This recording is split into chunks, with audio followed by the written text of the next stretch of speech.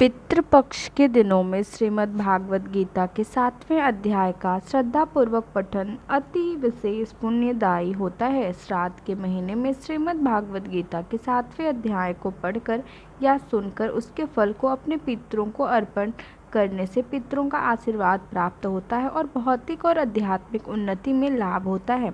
तो प्रिय भक्तजनों, आज के इस वीडियो में आप सुनेंगे श्रीमद् भागवत गीता का 7वां अध्याय का महात्म्य। भगवान शिव देवी पार्वती से कहते हैं, पार्वती, अब मैं 7वां अध्याय का महात्म्य बतलाता हूँ, जिसे सुनकर कानों में अमृत राशि भर जाती है। पाटलिपुत्र नामक एक दुर्गम नगर है, जिसका गोपुर अर्थात द्वार बहुत ही ऊंचा है। उस नगर में शंकुकर्ण नामक एक ब्राह्मण रहा करता था। उसने वैश्य वृत्ति का सहारा लेकर बहुत सारा धन कमाया, किंतु ना तो कभी पितरों का तर्पण किया, ना देवताओं का पूजन ही, बल्कि वह धन इकट्ठा करने में तत्पर होकर राजाओं को ही भोज दिया करता था। एक समय की बात है, उस ब्राह्मण ने अपना चौथा विवाह करने के लिए पुत्रों और बंधुओं के साथ यात्रा की। मार्ग में आधी रात के समय जब वह सो रहा था, एक सांप ने कहीं से आकर उसकी बाह में काट लिया। उसके काटते ही ऐसी अवस्था हो गई कि मणिमंत्र और औषधि आदि से भी उसके शरीर की रक्षा असाध्य जान पड़ी। इसके बाद कुछ ही क्षणों में उसके प्राण पखेरु उड़ गए। फिर बहुत समय के बाद वह प्रेत सर्प योनि में उत्पन्न हुआ। उसका चित्त धन की वासना में बंधा हुआ था। उसके पूर्व वृत्तांत को स्मरण करके सोचा, मैंने जो घर के बाहर करोड़ों की संख्या में अपना धन गाड़ रखा है, उससे इन पुत्रों को वंचित करके खुद ही उसकी रक्षा करूंगा। एक दिन सांप की योनि से पीड़ित होकर पिता ने स्वप्न में अपने पुत्रों के सामने आकर अपने मन की बात बताई। तब उसके निर्कुल पुत्रों ने सवेरे उठकर बड़े आश्चर्य के साथ एक दूसरे से रात में देखे गए स्वप्न की बात कही। उनमें से मझला पुत्र कुदाल हाथ में लेकर घर से निकला और जहाँ उसने पिता सर्प योनि धारण करके रहते थे, उस जगह पर गया। यद्यपि उसे धन के स्थान का ठीक पता नहीं था, तो भी उसने चिन्हों से उसका ठीक निश्चय कर लिया और लोभ वृद्धि से वहां पहुंचकर बांबी को खोदना आरंभ किया।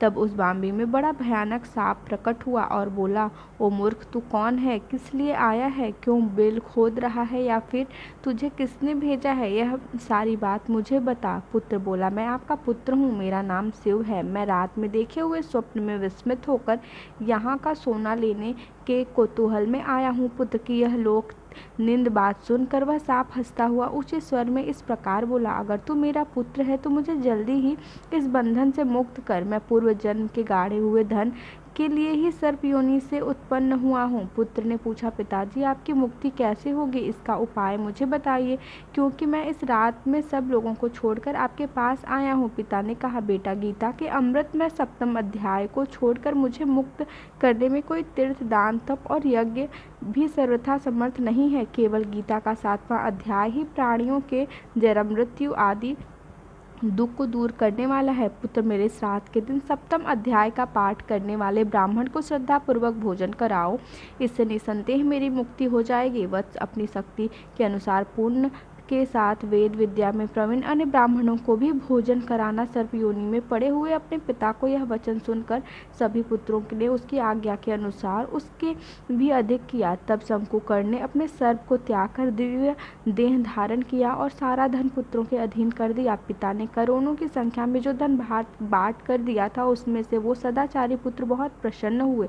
उनकी बुद्धि धर्म में लगी हुई थी, इसलिए उन्होंने बावली, कुआं, पोखरा, यज्ञ तथा देव मंदिर के लिए उस धन का उपयोग किया और अशाला भी बनवाई। इसके बाद 7वें अध्याय का सदा जप करते हुए उन्होंने मोक्ष प्राप्त किया। भगवान शिव आगे कहते हैं, पार्वती, यह आपको 7वां अध्याय का महात्म्य में बताया गया है, जिसे सुनने मात्र से मनुष्य सब पाप से मुक्त हो जाता है। अब सुनिए श्रीमद् भागवत गीता के 7वें अध्याय के सभी श्लोकों का हिंदी अनुवाद।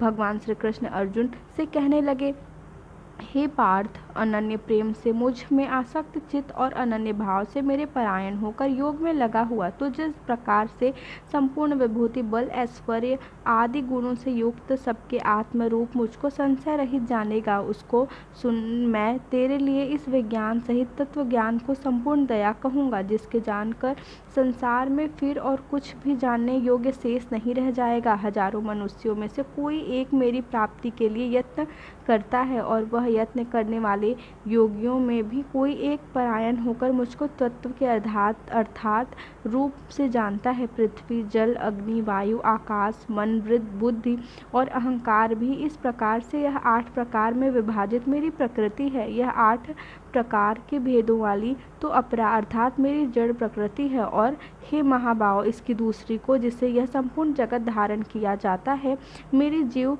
रूपा पर अर्थात चेतन प्रकृति जान। हे अर्जुन, तू ऐसा समझ कि संपूर्ण भूत इन दोनों प्रकृतियों से ही उत्पन्न होने वाले हैं और मैं संपूर्ण जगत का प्रभाव तथा प्रलय हूँ, अर्थात संपूर्ण जगत का मूल कारण हूँ। हे धनंजय, मुझसे भिन्न दूसरा कोई भी परम कारण नहीं है। यह संपूर्ण जगत सूत्र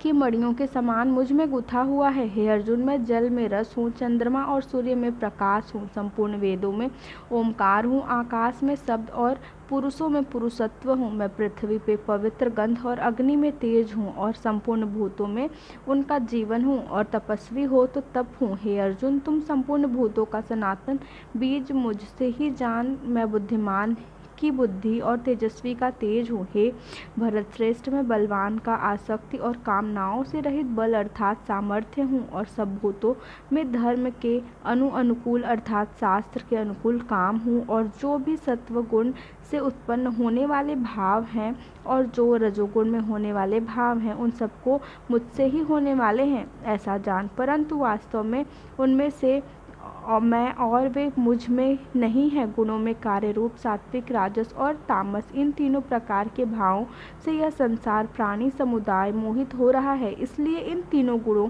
से परे मुझ अविनाशी को नहीं जानता, क्योंकि यह अलौकिक अर्थात अति अद्भुत त्रिगुणमय मेरी माया बड़ी दोस्तर है।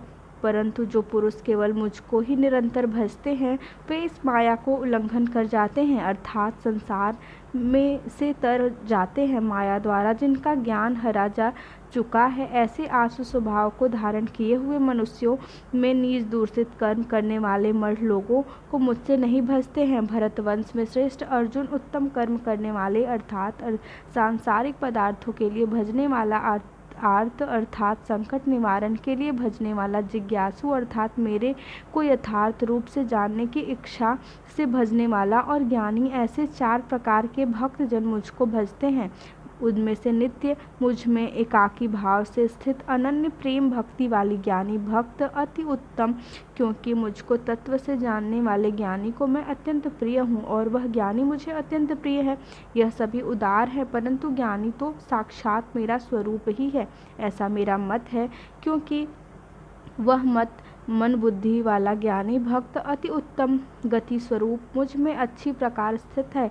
बहुत जन्मों के अंत के जन्म में तत्व ज्ञान को प्राप्त पुरुष सब कुछ वासुदेव ही के इस प्रकार मुझसे भजता है। वह महात्म अत्यंत दुर्लभ है। उन भोगों की कामना द्वारा जिसका ज्ञान हार जा चुका है, वे लोग अपने स्वभाव से प्रेरित होकर उस नियम को धारण करके अन्य देवताओं को भजते हैं अर्थात पूजते हैं। जो सकाम भक्त जिस देवता के स्वरूप को श्रद्धा से पूजना चाहता है, उस भक्त की श्रद्धा को मैं उसी देवता के प्रति स्थिर करता हूँ। वह पुरुष उस श्रद्धा से युक्त होकर उस देवता का पूजन करता है और उस देवता से मेरे द्वारा ही विधान किए हुए उन इच्छित भोगों को निसंदेह प्राप्त करता है। परंतु उन अल्प बुद्धि वालों को मैं फल नाशवान है और वे देवताओं को पूजने वाले देवताओं को प्राप्त होते हैं और मेरे भक्त चाहे जैसे भी भजे, अंत में वे मुझसे ही प्राप्त होते हैं।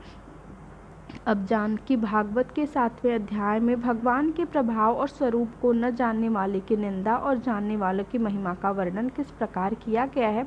भगवान श्री कृष्ण कहते हैं, बुद्धिमान पुरुष मेरे अनुत्तम अविनाशी परम भाव को न जानते हुए मन इंद्रियों से परे मुझ सच्चिदानंद परमात्मा को मनुष्य की तरह जन्मक व्यक्ति भाव को प्राप्त हुआ मानते हैं। अपनी योग माया से छिपा हुआ मैं के सामने प्रत्यक्ष नहीं होता, इसलिए यह अज्ञानी जन समुदाय मुझ जन्म रहित अविनाशी परमेश्वर को नहीं जानता अर्थात मुझको जन्मते मरने वाला समझता है। हे अर्जुन, पूर्व में व्यतीत हुए और वर्तमान में स्थित तथा आगे होने वाले सब भूतों को मैं जानता हूँ, परंतु मुझको कोई भी श्रद्धा भक्ति रहित पुरुष नहीं जान सकता। भरत वंशी अर्जुन संसार में इच्छा और द्वेष से उन सुख दुख आदि द्वंद रूप मोह से संपूर्ण प्राणी अत्यंत यज्ञ को प्राप्त हो रहे हैं, परंतु निष्काम भाव से श्रेष्ठ कर्मों का आचरण करने वाले जिन पुरुषों का पाप नष्ट हो गया है, वे राग द्वेष जनित द्वंद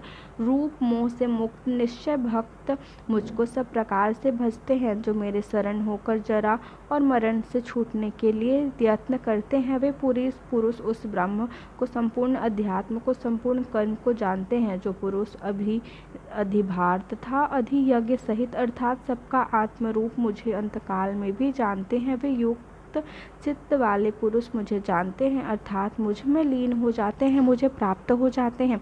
श्रीमद् भागवत गीता के 7वें अध्याय का हिंदी अनुवाद समाप्त। आज के अध्याय को पूरा सुनने के लिए आप सभी का बहुत बहुत धन्यवाद। कृपया वीडियो को लाइक करके कमेंट बॉक्स में हरे कृष्णा जरूर लिखिएगा।